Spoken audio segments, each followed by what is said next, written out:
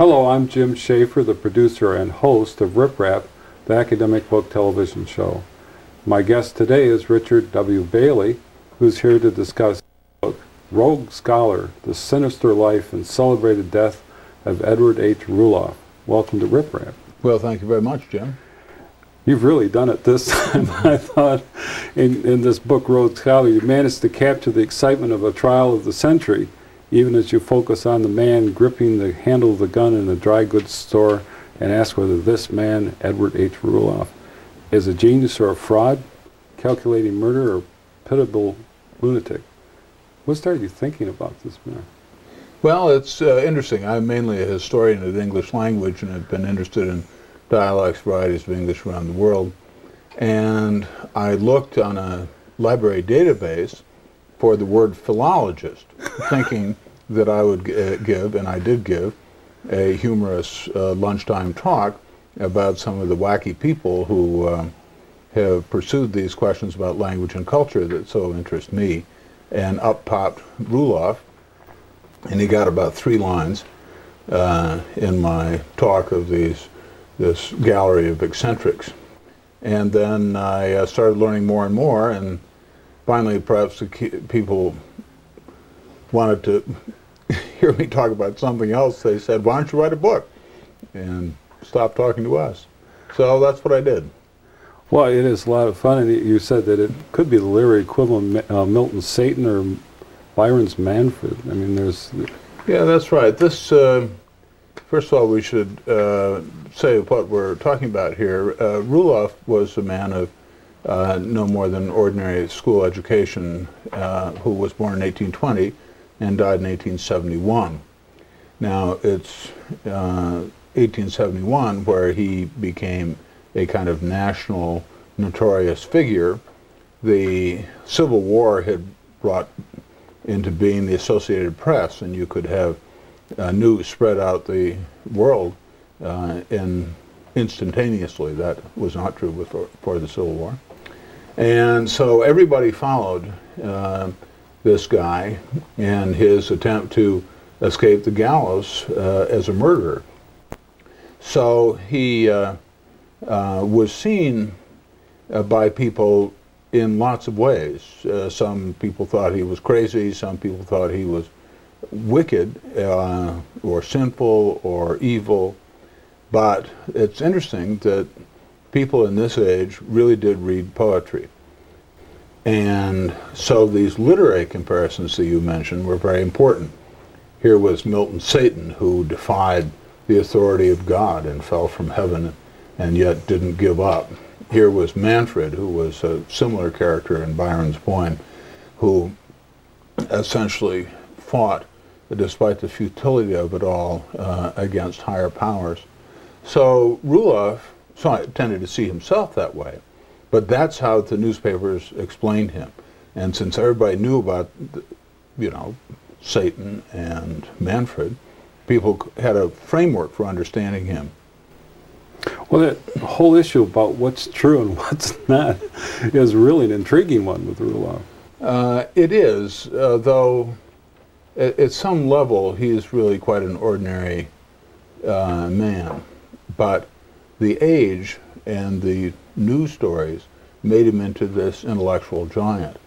And he was not an intellectual giant. He knew unusual things, and he knew things that people cared a great deal about. But he, in some ways, was just a man who, as he would have said, had the misfortune of killing people, as if it was an accident instead of a deliberate act, as indeed it was. Well, even his name isn't exactly the name he was born with. I thought that was kind of interesting. No, that's right. I stopped counting his aliases in the course of the book, but he had dozens of them. He passed himself off as a lawyer and said his name was Dalton. He passed himself off as a language teacher and gave himself the somewhat grand European name of Edouard Luriot. That was his guise as a language teacher.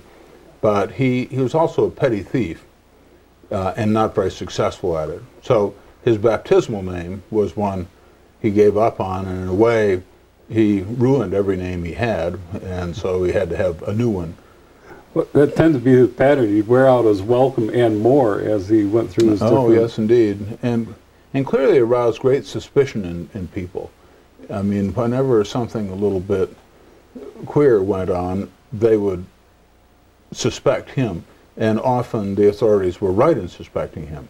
That if jewels disappeared from a jewelry store, you could look around and see if Mr. Ruloff hadn't been passing through the neighborhood, and sure enough he had.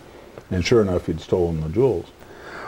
What I thought was fascinating, too, is they had a capacity to really get people angry, and, where they had a lynching mob at one point. Yes, they had an actual, genuine lynch mob. There were lots of lynch mobs that were talked about, but this one actually formed and armed itself.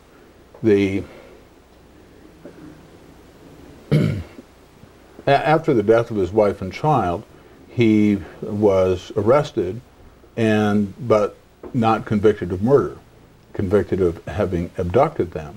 And then he got out and they charged him this time with murder of the infant. And he was in jail while all the legal process was going on. So a flyer, which is reproduced in the book, went out in Ithaca, New York, calling on citizens to make sure justice was served. The great headline is, "Shall the murderer go unpunished?" And they developed, among other things, a battering ram by taking a log, drilling holes through it for handles, and then you could have 6 or 8 men who would stand there like this and rush at the jailhouse door to burst it open so the other armed citizens could break in and overpower the sheriff and take him out to hang him. He had this thread of wanting to consider things like, philology and the study of words and etymology and throw all this stuff around as though he was learning. Well, he was learned in some respects. Most people who knew things, including people we remember and revere, were self-taught. That Andrew Carnegie was right in establishing public libraries so people could educate themselves and become inventors or innovators. And that's what Ruloff did.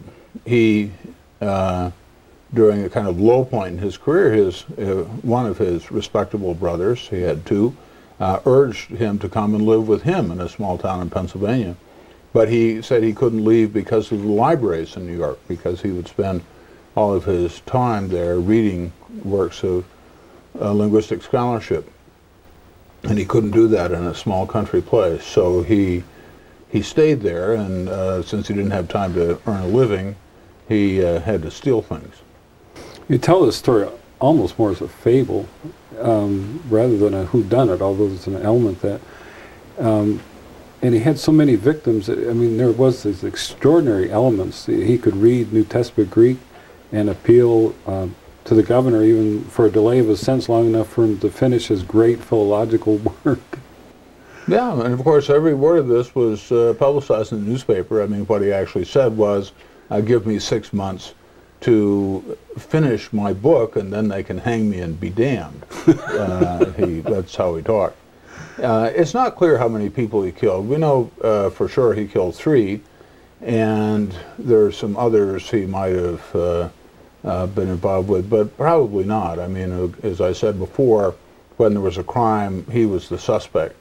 So he was not like the murderer in the popular book, The Devil in the White City, who was clearly a monster. Who lived to kill people. Ruloff really wanted to be sort of left alone so he could engage in his intellectual work, and people kept getting in the way. And so, he ended up killing them. He really saw himself as I said, a victim of circumstances, and that these things were misfortunes. So he didn't, there was a tendency to want to see him as a monster, but he wasn't, especially as we think of other serial killers of our own time or mass murderers. He was not like them, people who just killed for the pure joy of it. Well, and as I read the different citations and scholarship he had, it looked like a bit of a challenge because you had to go through the newspapers and legal documents and kind of piece together what had happened. Well, that's one thing about dealing with somebody notorious, is that they leave lots of records behind. It's very difficult to find out a great deal about the brother I mentioned in Pennsylvania, who was a Methodist, a Mason, a Republican, a person who had done well by establishing a sawmill and building that into a kind of lumbering empire, or at least modest empire. When he died, he left over $100,000, which in those days was, in the 1890s, was a terrific amount of money. But the only things we know about him pretty much are from the obituaries when he died, whereas you can follow his older brother almost minute by minute. I mean, there's hardly a year where Ruloff didn't leave some trace of what he was up to. Well, there's an element, too, that regardless of who he actually was, he did have the ability to capture the imaginations of a number of intellectuals at that time. Yes, he did, though that may be somewhat exaggerated, and he certainly exaggerated. He was very boastful, and he claimed that he had all kinds of connections, that he was about to be appointed a professor in a college in the West, or he might have become a college president, or he might have become a doctor. His lawyering was very successful. I mean, he was always kind of on the verge of success, but he never quite achieved it. But you're right, he had what they called in the 19th century animal magnetism, which is to say related hypnosis. He could, in your presence, somehow make you a tool of his own ambition. In the 1850s and earlier, jail keepers lived in the jails, that there were family quarters next to the jail, and jails usually didn't have people who were any great risk to society, you know, drunkards and petty thieves and so on. And if you were really bad, you ended up going to the penitentiary. So when he was in Ithaca, the jailer was a deputy named John Jarvis. And John Jarvis had a wife, Jane, and who was about Ruloff's age, and she had a son, her oldest son, Albert, who was then 16, and she clearly fell under his spell. They were almost certainly lovers, but if we're not sure about that, we know that they were intimates, that she wore a ring that he had given her. Her marriage was apparently in trouble, and the family was in financial distress, but she was, again, animal magnetism, sort of drawn to him. And even 15 years later, when he was awaiting hanging, she, having been abandoned by her husband, came from her family's hometown in Massachusetts to be present at the trial, and afterwards she visited him in New York in this period when he was engaged in all of his scholarly activity. So she's just one, but there are dozens. The newspaper reporter Edward Ham Freeman, a young man, provides an enormous amount of information that's in the book, because he would interview him for his newspaper, publish stories about him, wrote a book, and beyond that went on what turned out to be futile errands to get judges to issue stays of execution. I mean, he was another person who was absolutely drawn in. And still another that I know you've been interested in is a man named Francis Finch, who was a young lawyer, represented Ruloff, and later became a judge, and later than that became the first dean of the Cornell Law School. He died early in the 20th century, and he wrote a 60 pages long manuscript poem about Ruloff, which I'd be happy to tell you more about. But here was somebody who had only known Ruloff in the 1840s, and 50 years later, he's still intrigued by this man. So he did, in a way, exercise hypnotic power over people. Well, and as I thought about it, there's kind of a myth-making phenomenon here that now we have full bore, and with the 24/7 reporting of all the cable news networks. But there is this element of the media kind of fueling this fire of what the myth is and who this person is, and kind of selling it to the American public. And that's right, and the American public were eager purchasers. One of the unfortunate things in the historical records we're missing about a decade of the National Police Gazette, which was the lurid newspaper of the day, and it came out every week. It had beautiful artwork. Steamship explosions would be shown in a wood block on the front page, kind of spilling over into where the type might be. Stabbings, people, because they had small hatchets around to break up firewood, tended to kill each other with small hatchets. And in a way, they almost could have had clip art of the man who was killing his wife with a hatchet. And the reason that gap is unfortunate is that we don't know how they represented Ruloff, but there was a competing publication which exists only in one copy, as far as I know, at the American Antiquarian Society in Worcester. And it has these lurid pictures which are reproduced in the book, showing in a very fictionalized way the kind of highlights of Ruloff's career, making him look much more in charge of things as these crimes are committed than he really was, and the record showed. But I mean, you didn't. You had to have that sort of sensationalism, and you're absolutely right. This sensational marketing of crimes begins in the 1840s, and it's still going on today, as you know, from Michael Jackson or Ted Kaczynski or Lacey Peterson, or all of these people who become better known than they should be. Eloquently put, with great discretion. But it seems that in this intensification of the myth, the person who's involved has to have an ability to use the words and get the imagination, and then you have the media kind of flaming that and spreading out and distributing it. Well, I think that's right, but I think we have a contradiction to the usual idea that you can't make a silk purse out of a sow's ear. You can take a sow's ear and make it into a lurid story. And this is still being done. Still being done. There's a bar, Campus Tavern in Ithaca, called Ruloff's. And you go in there, you can buy a T-shirt with a version of this image on it.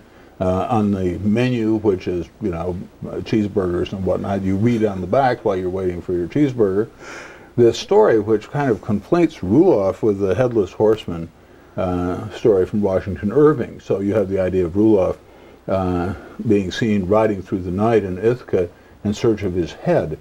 So if that isn't myth-making, I don't know what is.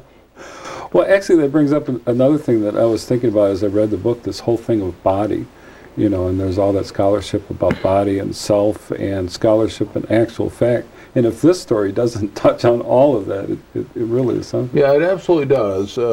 In some ways, this book is not so much an example of true crime, though that's where you find it, and it certainly is about true crime. But it's about a lot of intellectual currents in the 19th century.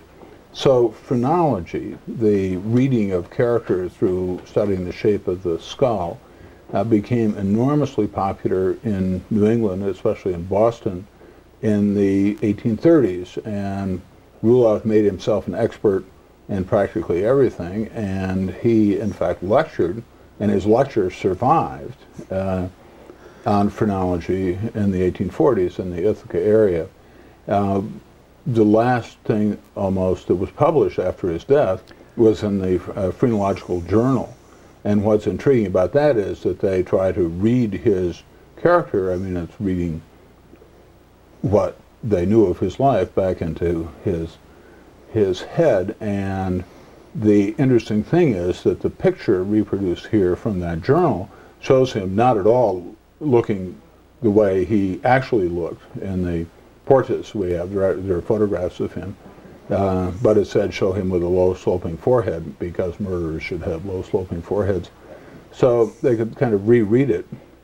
The motive for the Headless Horseman story is that after his hanging in Binghamton, the two doctors, father and son, made a deal for the corpse.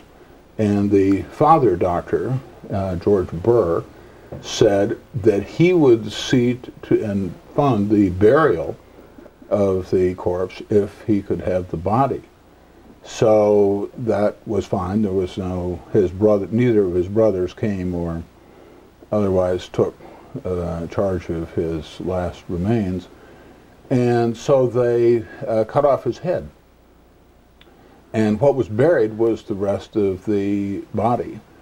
And the night he was buried, in the evening, and before morning, 3 different groups of what were called students dug up the grave and removed the body. But when they saw the head was missing, they put the body back because the rest of the body wasn't valuable. Though the Burrs were not phrenologists, they nevertheless believed that you could explain evil if you could figure out about the inside of that head.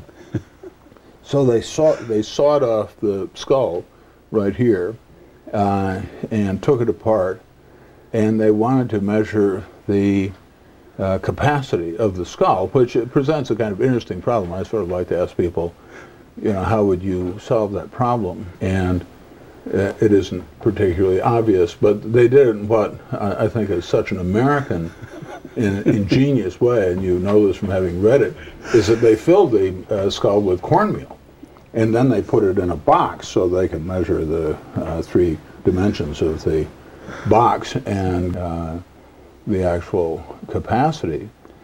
The skull disappeared. Its last whereabouts were in the hands of these doctors, and there's an illustration of it from that time in the book.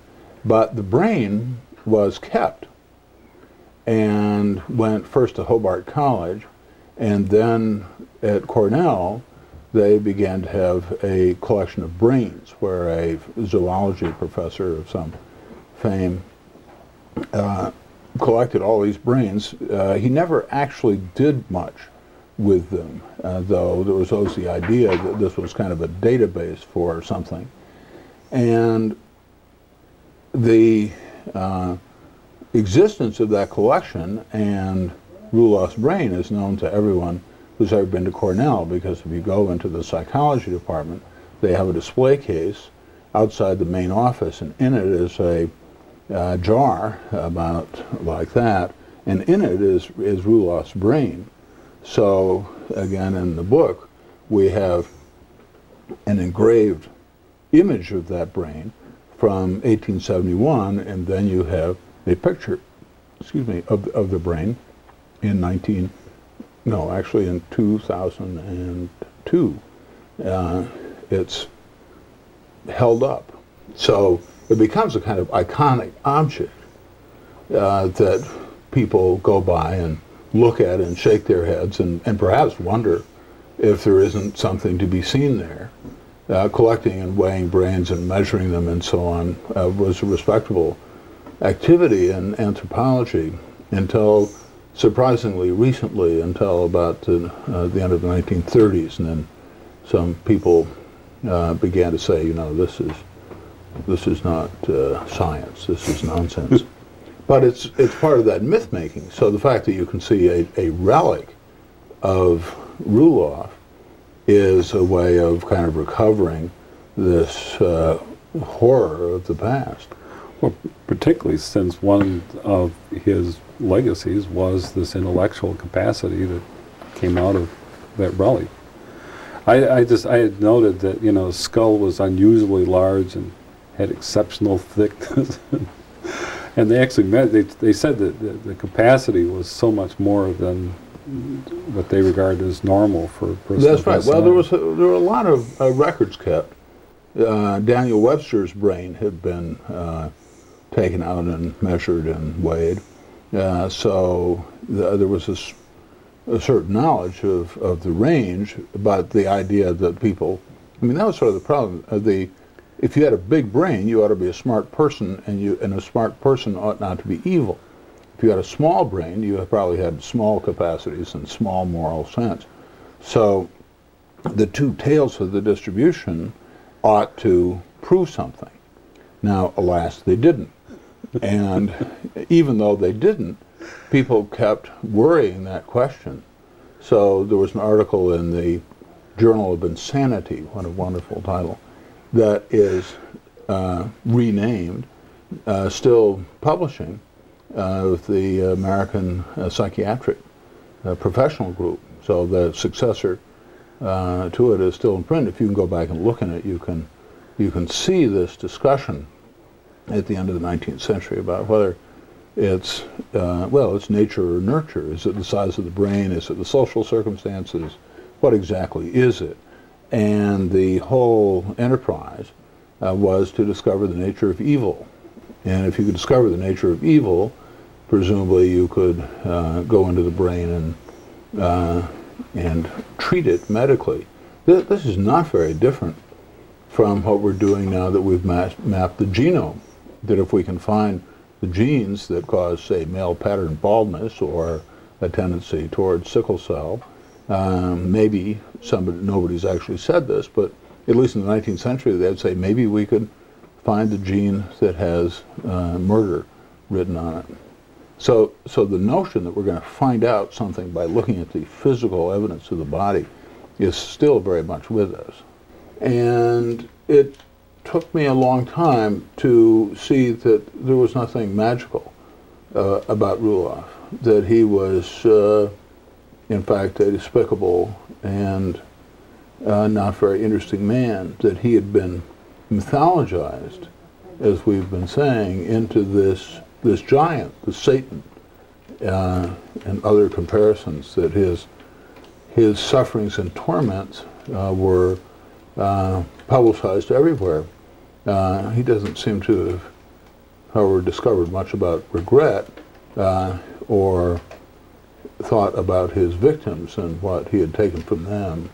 So the last chapter of the book, as you know, is called I See Him in My Dreams, which is a quotation from Freeman, the biographer and reporter. And I believe what he writes when he says that he was deeply troubled by this and trying to understand, was he a genius, a madman, something else?